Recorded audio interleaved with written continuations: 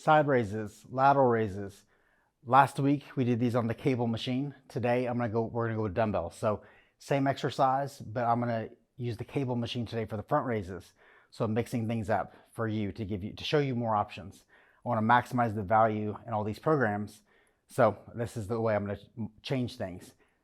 Side raises with dumbbells are different than with the cables. I went over this last week and we talked about when you have a cable and the cable's pulling this way and you're lifting the weight out this way, there's constant tension for the most part on your delts. So you've got your under load basically the entire time. When you have a dumbbell, when you're standing here, well, we're gonna stand here, there's not any tension here. With the cable, you still have some tension. And then when you come out to here on the dumbbell, you have some tension because gravity's pulling down. But you're at max tension when you're out here with the dumbbell. This is where maximal load is. The problem with this from a resistance profile standpoint is that your shoulder's at its weakest point when the weight is the heaviest. With the cable, it's the opposite. It's a matching resistance profile. When you're all the way out here, the cable is getting closer to your shoulder, which offloads the weight and offloads the tension as your muscle gets weaker. This is called a matching resistance profile. This may sound like noise to you. However, knowledge is power. And the more you know about your workouts, I'm trying to give you the power to take this beyond me, to after this 12 weeks, be able to take all this knowledge and apply it on your own where you don't need me anymore. That's my whole goal for you, is to not keep making money. It's to get you away. Not that I don't want you or like you, but it's the whole thing is I want you to learn. I want you to know what you're doing. So that's how you make decisions as to, do I use a cable? Do I use dumbbells? I'm gonna take this one step further into practicality. If you have shoulder impingement, which is a slight rotator cuff tear, potentially if it's like a minor impingement, but you're still functional, a cable is a great way to offload your joint at its weakest point. So there's multiple reasons to know why resistance profiles matter. Because if you have a shoulder thing going on, well, there may be a really good reason to use a cable as opposed to a dumbbell. I'm gonna go one step even further. Let's say you only have access to bands. There's this kind of idea that bands are innately joint friendly. That's not necessarily true. With a band, keep in mind, when you're at your end range, the band is maximally elongated, so it's an opposite resistance profile. A band is the hardest when you're the weakest. Very similar to the dumbbell. It's not similar to the cable. They look the same, but they're not at all the same. So just know that if you have bands, that may not be the best option either. It just kind of depends. So anyway, let's go ahead and we're gonna start with dumbbells. Week one, if you go up into the videos of this program, I went over the anatomy of a side raise. And we went over how when you position yourself, we're going to lean forward a little bit and we're gonna do our raise from this angle here. So you are not straight out to the side. Your hands are gonna be slightly in front and we're gonna raise just a little bit in front of you. This aligns the weight with your scapula and positions you in what's known as the scapular plane. This is actually more beneficial for your deltoids. They're gonna have to work harder and it's more joint friendly. So this has two purposes. And this is a big deal. I want you to pay attention to my position and I want you to replicate what I'm doing. 1 minute, timer started. Boom, we're going. Okay, I'm gonna start with 20s. This will be very interesting. So, feet hip width, slight knee bend, forward trunk lean, dumbbells slightly forward. Leading with my elbows, controlling all the way down. This is not gonna last long. Tightening my shoulders first, elbows leading the way. This promotes maximal shoulder engagement. That was a dumb decision. 2, good job. 10s. There we go. Mind muscle connection.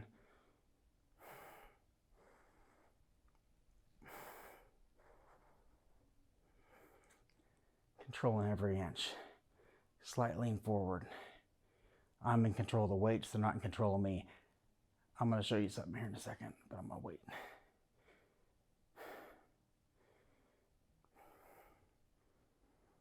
Time is up. I'm going to finish this rep. Squeezing at the top. 3, 2, 1. I'm not going to let the weight fall. I'm going to fight every inch all the way down. Okay, here's what I want to show you. Just so you know. Can I lift 20s? Let's see.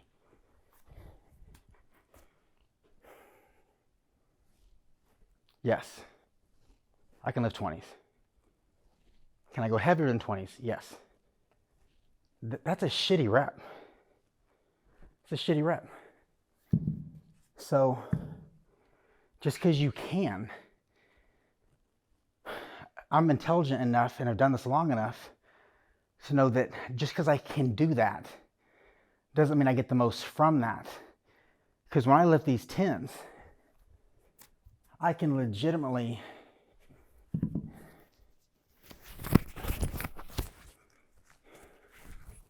so you know it's getting real. I can legitimately tighten my deltoids and make my shoulders lift the weight. This is a way different feel than me grabbing these, doing shitty reps. Shitty reps. I can do that. I can lift with the best of them. So it has nothing to do with the amount of weight. It has to do with contracting your muscles. It's the whole texting and driving thing. I can text and drive with these 20s all day long. But if I'm focused on my deltoids and I'm focused on the movement, this is me not texting and driving.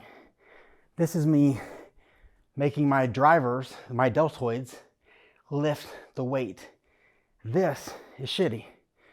So I got 0 rest on that. Here we go. Round 2. 1 minute. 10s. Okay, feet hip width. At least the passion's there. Squeeze and hold. Fight every inch all the way down. We're here to get the most from every single contraction. 4-step rep. Tighten before you move. I'm tightening my shoulder muscles. Step 2. I'm squeezing through the range. Step 3. Squeezing at the top. Step 4. Fighting every inch all the way down. Step 1.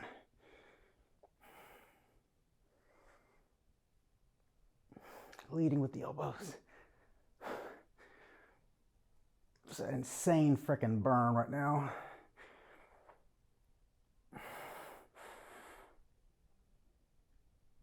Man, I hope that time is about done. 3 seconds. Shit. Rest. Round 2. This is advanced. This is you're not gonna get this entertainment many places, and you're not gonna get this entertainment with intellectual lifting many places. So I'm glad you can be here. 45 seconds.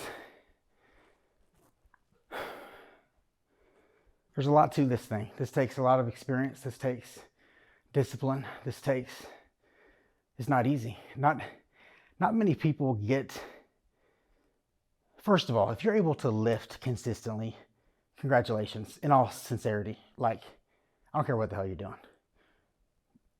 Honest to goodness, congratulations. But to lift strategically and go hard takes a lot of discipline. It separates the men from the boys. It separates people. And so I expect excellence. I expect excellence out of my clients. They know that. I tell them that. So they're expected to do what I ask them to do. That's why I keep clients, because I require a lot from them, and it's a mutual relationship. I care about them. I expect excellence from you. If you're here, if you don't want excellence, I don't want you here. That's the bottom line. Round 3, here we go. 1 minute. 10s. Feet hip width. Tighten before you move.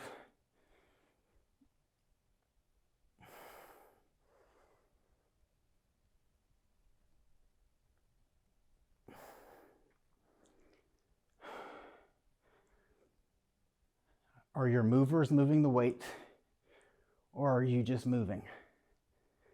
Does that statement make sense to you? I'm going to say it again. Are your movers, your deltoids, moving the weight, or are you just moving? This is me moving. This is choreography. This is dance. This is my deltoids moving the weight.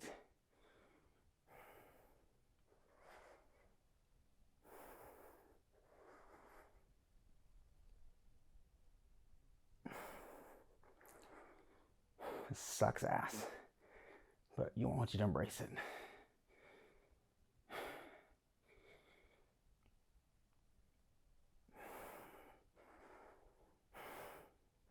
Think about every fiber in your shoulder contracting right now and trying to lift your elbows, driving your hands. The time is up. I just can't move.